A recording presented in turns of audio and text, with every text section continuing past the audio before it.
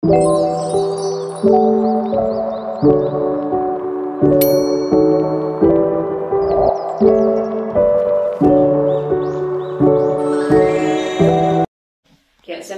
warahmatullahi wabarakatuh. Nama saya Solehah binti Ahmad Datran. Nama matrik 2212504. Baiklah, kajian tidakkan bertajuk. Kajian tidakkan kami bertajuk tindak balas murid dalam pembelajaran sirah melalui kaedah kipsi dalam kalangan murid tingkatan 3.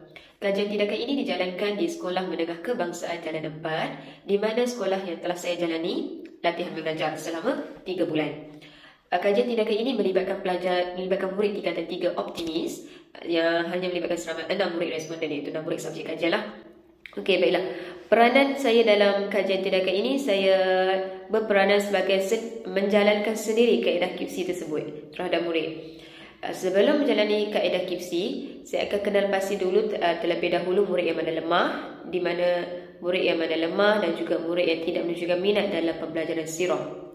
Selepas memilih mereka perlu menjawab soalan ujian pra.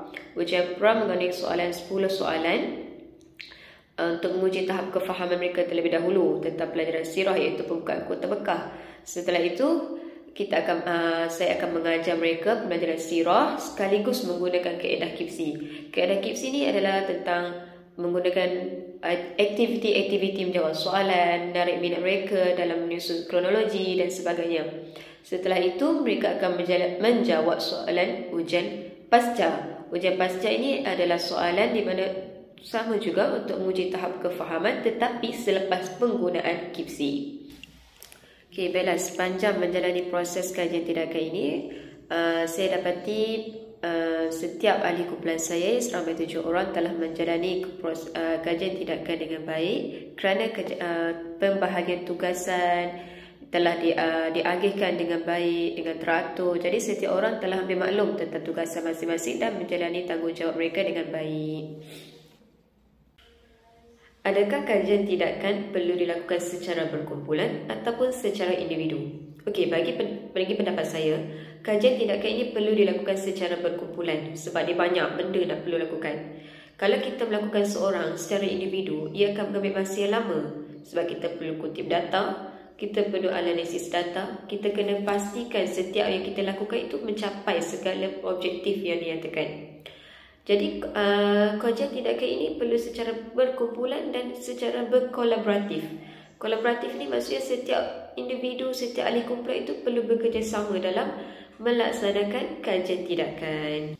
Okey, kepentingan menjalankan kajian tindakan dalam proses pembangunan profesionalisme guru. Yang pertama, saya dah menyatakan kita dapat mengetahui masalah murid. Apabila kita ataupun seorang guru mengetahui masalah pembelajaran murid, guru bertanggungjawab untuk menangani masalah pembelajaran, khususnya yang berkaitan dengan pencapaian rendah di kalangan murid. Jadi, guru perlu memikirkan segala inisiatif, strategi, kaedah pembelajaran, pedagogi bagi menyelesaikan masalah tersebut.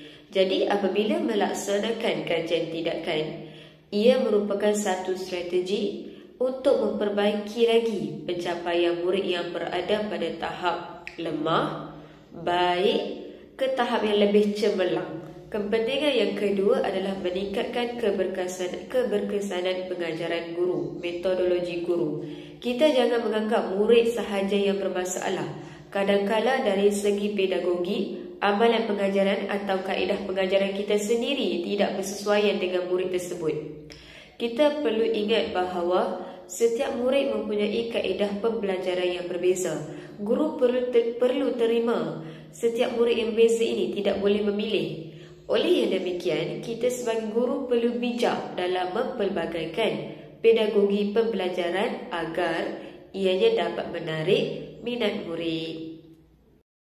Okay, Alhamdulillah, setelah menjalani proses kajian tindakan, secara peribadi saya lebih memahami dan prihatin terhadap permasalahan murid, sekaligus menjadikan saya ini seorang guru yang peka dan sentiasa untuk memperbaiki dan memperbaharui segala teknik, segala pedagogi, amalan, pengajaran dan pembelajaran.